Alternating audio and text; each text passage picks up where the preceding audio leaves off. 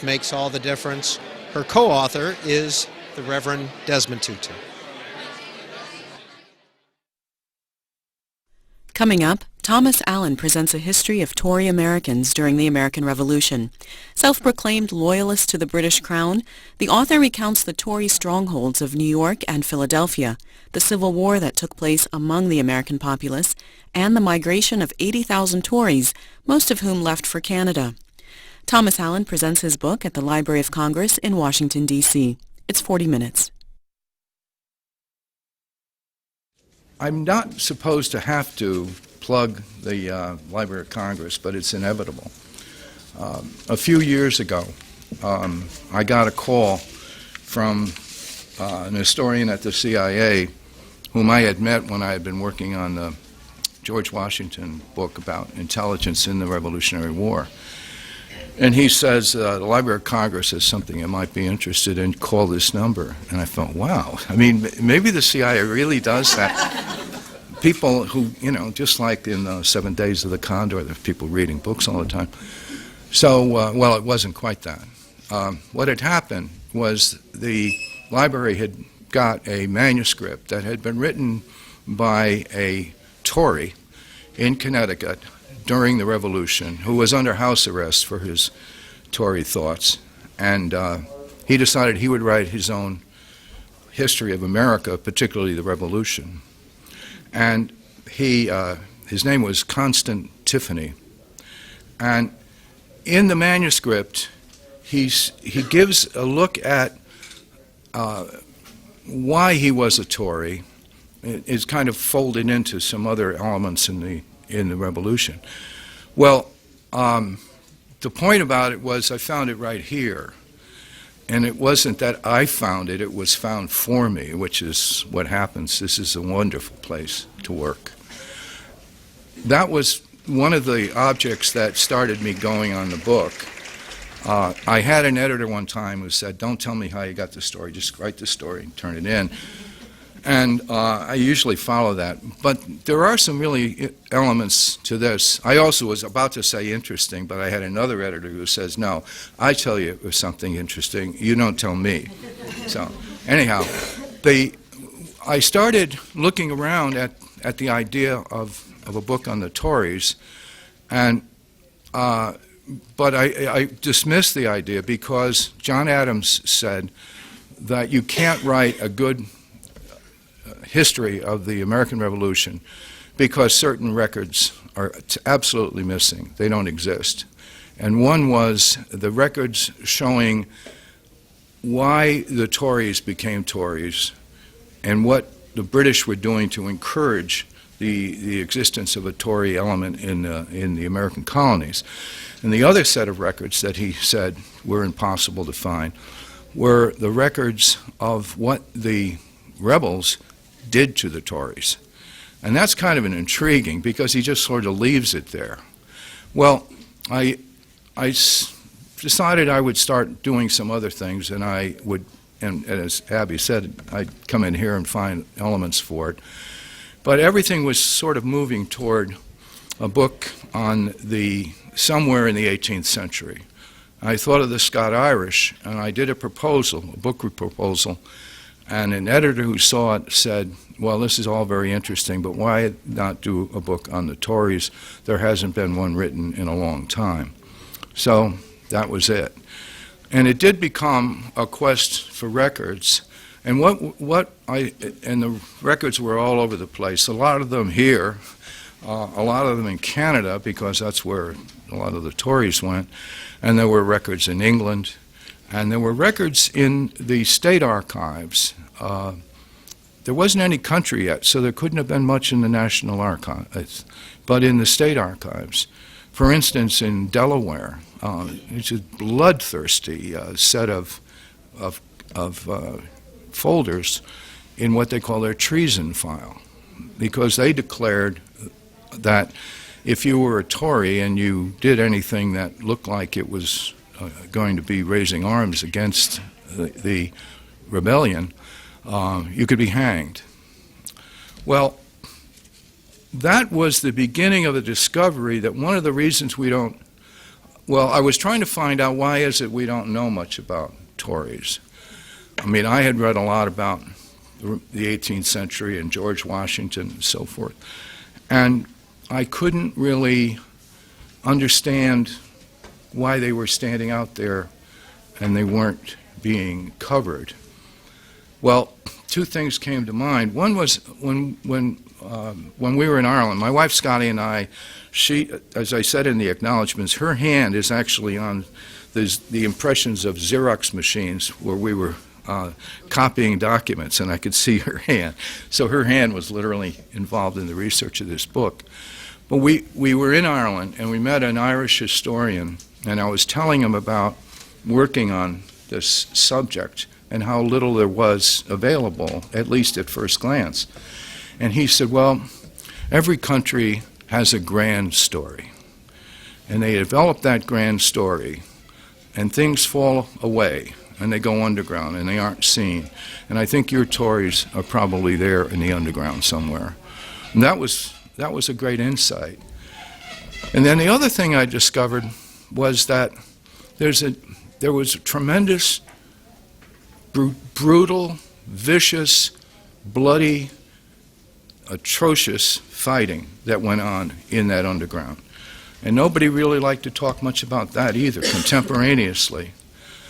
So we started trying to find a way to get the idea across.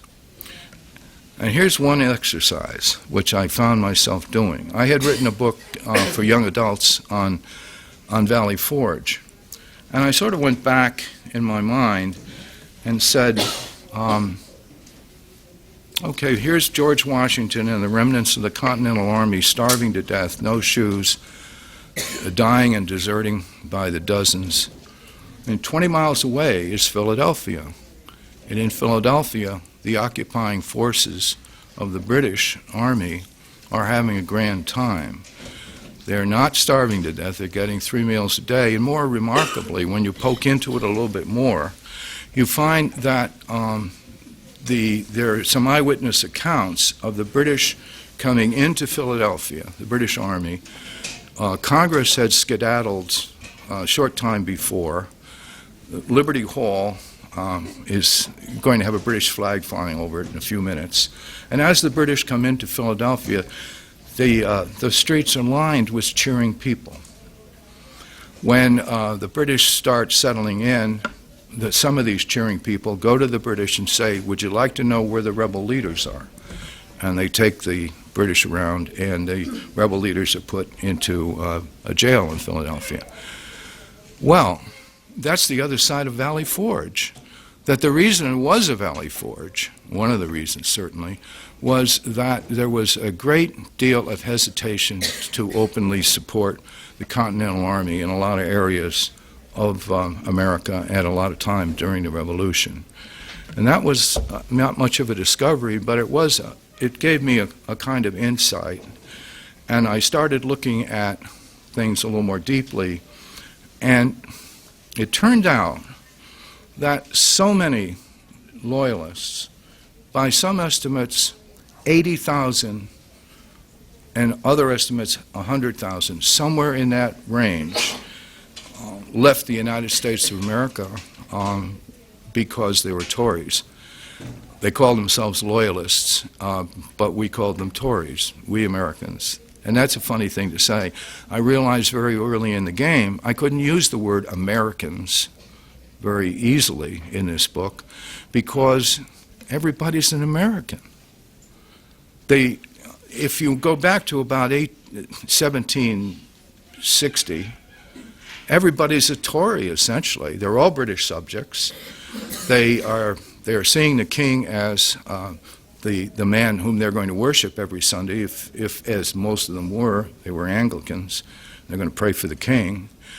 And their wherewithal, there's only one trading partner, and that's England. And that's the way things were. But as the revolution started to percolate, and the Sons of Italy, wow, where am I? The Sons of Liberty started functioning in Boston and in New York. things started to change, and a group started to question the revolution. For a while, it was a political debate. I came across a club that was formed in Plymouth. It was formed in 1770 or 71. Got to look it up. It's in the book. And it was called the Old Colony Club. It was founded primarily by descendants of the passengers on the Mayflower. I mean, there isn't a better American pedigree than to say you're descended from the Mayflower. Well, a lot of the people who were descended from the Mayflower in the generation of the Revolution were Tories. Well, they formed a club, and they decided that they would celebrate the landing from the Mayflower every year. They didn't call it Thanksgiving. They just said they would have a big dinner at the Colony Club, the Old Colony Club. And by about the third year, there are people in the club who are starting to think, I want to be a Tory, I want to be a rebel. And what happens finally is the Sons of Liberty in 1774-75 say that there isn't going to be any more Colony Club, Old Colony Club in Plymouth. We're going to take that stone that the Pilgrims said they stepped on. No proof of it, by the way, but there was a stone even then that said was the stepping stone. Supposedly, there were people who said, I'm descended from the woman whose foot touched that stone, and she was brave enough to come ashore. So they took the stone and got a lot of oxen, a lot of strong lads in Plymouth, and they started lifting the stone into a cart. The idea was they were going to take it to the center of Plymouth and under what was then a liberty pole. Flying from the liberty pole is any one of several flags that represented the revolution. And when they take the stone out, it splits. And they left one part in the ocean and took the other part into Plymouth. And that was the first idea that they talk about that splitting of the stone because they were seeing what was going on. If you go back to consider Tiffany's manuscript, he is very outraged by the revolution on religious grounds. He says that the Sabbath is being violated again and again by the rebels, that where there had only been good, there is now evil. He sees a moral and religious basis for this. Other people saw other reasons, and I felt that I couldn't really go into the reasons that much because there seemed to be an individual reason for each person. The other thing is that there was an historian in the early 19th century who was trying to round up information about Loyalists, and he produced biographies of hundreds of them. And he said he wished he could have found more, but that if you have been defeated in a revolution, if your land has been taken away, if you have terrorized people and you have been terrorized yourself, you don't do much writing about your experience. Well, there was a journal that I came across right here by a man named Stephen Jarpin. Stephen he writes a journal when he's in maturity, but he starts it with the first news coming in from Lexington and Concord, reaches Danbury, Connecticut a few days after the shot heard around the world. And he's an 18-year-old kid, and he has a girlfriend and named Amelia, and he joins the rebel militia. The rebel militia is the captain of the rebel militia is one of his uncles. His father is a Tory. Father throws him out of the house. He says, took me by the arm and threw me out of the house. So he stays in the rebel militia for a short time and then thinks better of it. And he does something that hundreds of people, of young men, and some families did eventually. If you look at what happens early in the Revolution, when the Continental Army loses the Battle of Long Island becomes a stronghold for Tories. It's a magnet for anybody who lives on the other side of Long Island Sound. All the little towns along the Fairfield County shoreline are called Tory towns by the rebels, because all you have to do is get in a boat and row or sail across Long Island Sound, get to Long Island, and the British will welcome you with open arms, and you will find yourself among friends. So hundreds of people go across, and one of them is Stephen. When he gets there, Stephen Jarvis enlists in the the Queen's Rangers. Queen's Rangers is one of 150 or more, at least 150, military units formed by Tories to fight, not just debate, fight other Americans who are rebels. And if you follow Stephen's journal, one of the first remarkable things about it is the journal is called An American's Experience in the British Army. He's not in the British Army. He's in a Tory Army unit that was formed by Tories in New York, and it will fight alongside or independent of the British Army, but it's not the British Army. But just like what happened with Tiffany's manuscript, the manuscript for Jarvis's journal was found in a trash can and published in 1907. In 1907, we didn't want to think of the revolution as anything but the revolution, and we couldn't use the term Civil War because we had had the North-South real Civil War only a generation before. So the whole term Civil War kind of goes away, and so does the idea of Tories. Well, anyway, Jarvis goes to war. He fights in battles all the way from New Jersey down to Georgia and Florida. He kills Americans and writes about it. Well, when the war ends, he's been in a Tory Tory regiment and had seen plenty of battle for 7 years. He comes back to Danbury, Connecticut, wearing his green Loyalist uniform. The Loyalists frequently, when they got outfitted by whoever recruited them, wore green uniforms to distinguish themselves from the redcoats. So he walks into Danbury, and he expects he's going to marry Amelia, and then they'll settle down in Danbury. And when you read that journal, you say, wait a minute, Stephen, this isn't going to happen. They decide what they're going to do is have a relative who's an Anglican clergyman, that he will have the clergyman marry them in the local Anglican church. What Stephen doesn't know is all the Anglican churches were closed during the Revolution because Anglicans started their services by praying for the king, and if you're praying for the king, you're in trouble. You can wind up in jail or maybe under house arrest like consider Tiffany.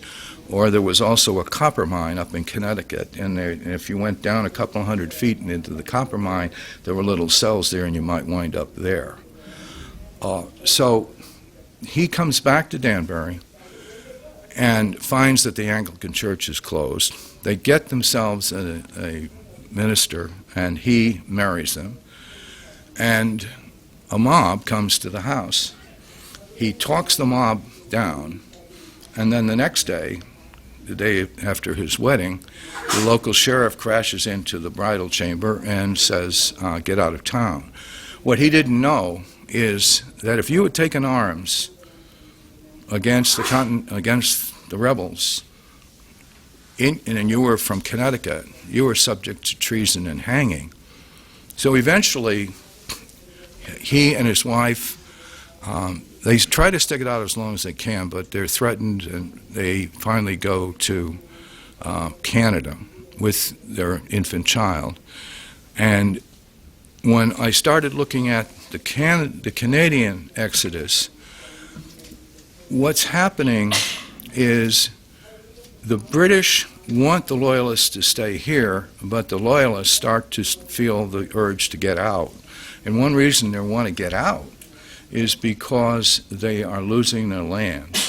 The confiscation of land was consistent through the Revolution. Every one of the states passed some kind of a law about confiscation. And there were also laws that were charging them with treason. Well, what they do is go to Canada because the British see the benefit of getting a group of English-speaking British subjects up into Canada to counteract those people in Quebec who are Catholic and speak French. So the whole area of what is now Nova Scotia and New Brunswick becomes the homeland of the people who left America. And they are given axes, army rations, some tents in some cases, lumber in other cases, told to cut down the trees and start some communities, which they do, and they're very proud of it today. And if you're a descendant of one of the Loyalists who came up there, you can put a UE after your name, and it's United Empire, that they had helped preserve the empire. And if you want to know what the Tories wanted and what their intention was, if they had won, just look at Canada. That whole steadfast character that we talk about in Canada, the Canadians tell you that came from the fact that they were founded by non-revolutionaries, people who really kept their heads about them, and they had gone up there and started the kind of country that they wish we had had down here. Parliament, constitutional monarchy, and freedom of speech, all the little freedoms we have. And if we look to Canada as kind of cousins, then now you can look at Canada as even more so. These are the people who didn't want revolution. And the people who did want the revolution pretty obviously won. But I think that one of the legacies that the Tories had, and it's a legacy we can feel sort of tremors about today, is that no matter what you do, there is dissent, in some cases violent, bloody, murderous dissent, inside we the people. And the first generation of politicians in America supposedly learned that. And I guess the lesson continues till today. So that's the Tories on a kind of philosophical plane. Maybe some questions about the blood and the hangings and so. Yeah. Oh, thank you.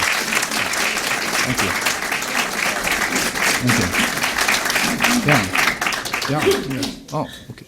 Of the 100 and some thousand that left, a lot of them came back. Do you have any idea how many came back? No. What happens is you can see references. First of all, there's the little matter of the War of 1812. A lot of the sons of the Loyalists come across the border, and if we had the roster of who burned Washington, I think we'd find some names, some of their names among them. So once you get the War of 1812, which essentially New England said we're not interested. The New England War of 1812 refused to send militia and all that. So in New England, yeah, they're coming back. Now, they're coming back to what? They're coming back to not having their farms anymore. They have to start it all over again.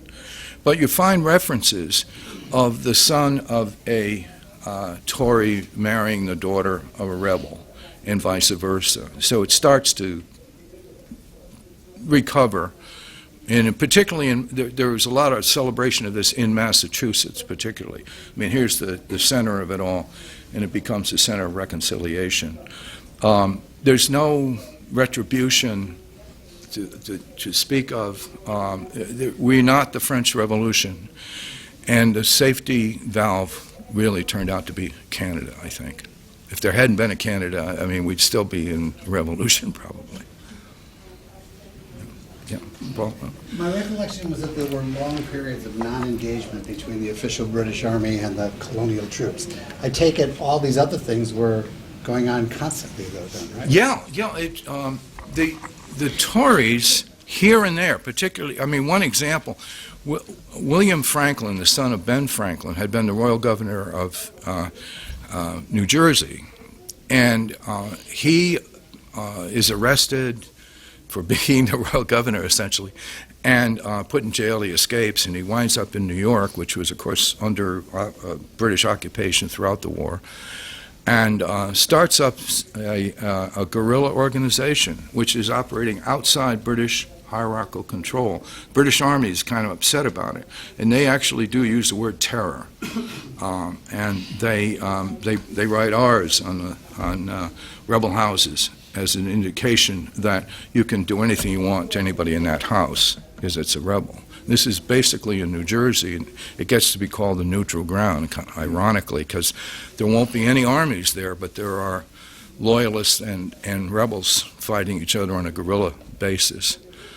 So yeah, that if you look at the revolution kind of microscopically, you see about 700 and some odd battles and skirmishes, and 500 and some, about 550 of them involve Tory military units.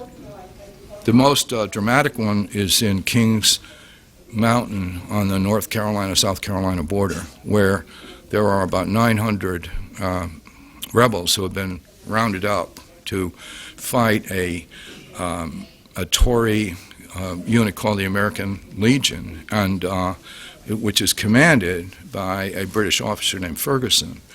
Eventually, the battle takes place. There are 1,000 Tories and 900 rebels, and when the battle is over, the rebels win, and it's vicious. They will not honor the flag of surrender. They start hanging people, and nobody on that field was anything but an American, except for one British officer.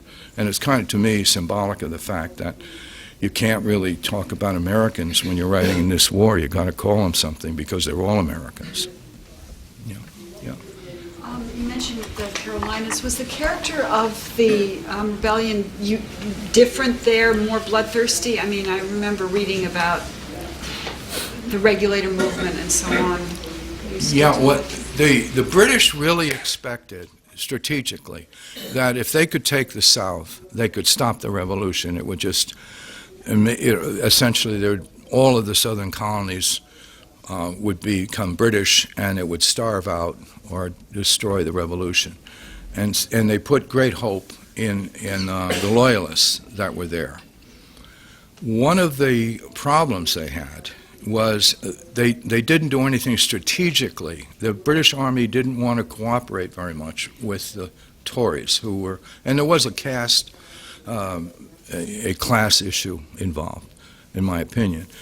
The other thing that had happened is very early in the war, the royal governor of Virginia declared that any slave going over to the British would be given his or her freedom, and a lot of those former slaves went to fight for the British. Not just, a lot of them were called pioneers, and they would build fortifications and do jobs.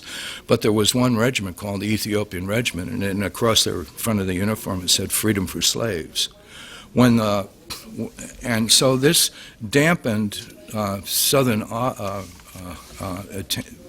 loyalism, especially by the ruling class, because they were seeing so many slaves go over to the British.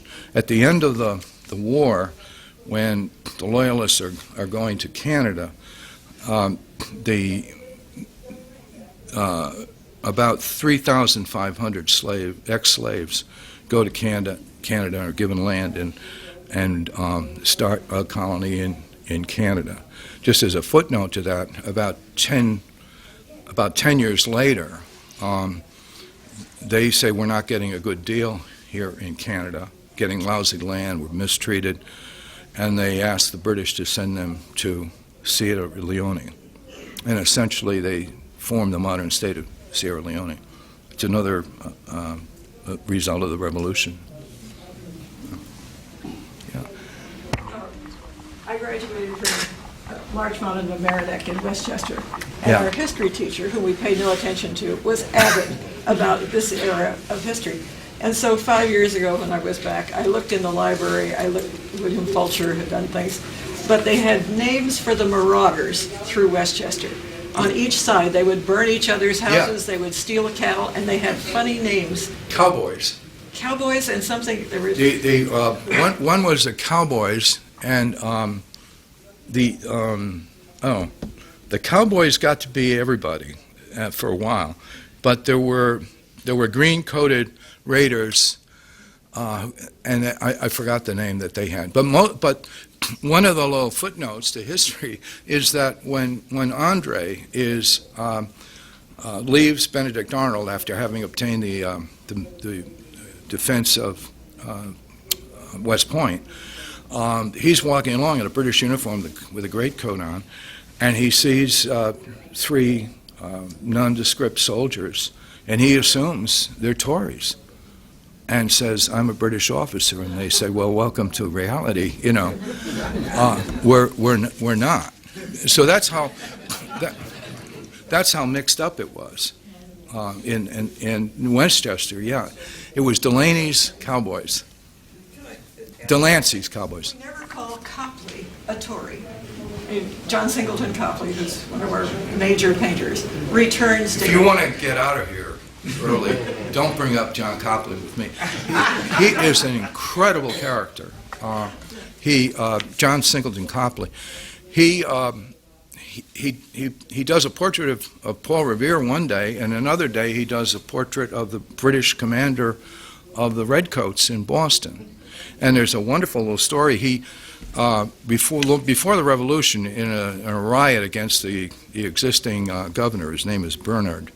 The riot spills out into the halls of Harvard, and there's a portrait of Bernard in one of the halls, and one of the rebels gets on somebody's shoulders, I guess, and he cuts the section out of the portrait that would have been where the heart was if it had been a human being, and he holds up and said, "I've taken Bernard's heart."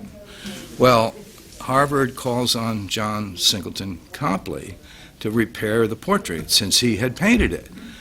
And Copley shows up and he repairs it, and from then on, he's a marked man. And he leaves the country before the revolution starts, and becomes a member of what's called the Loyalist Club in London.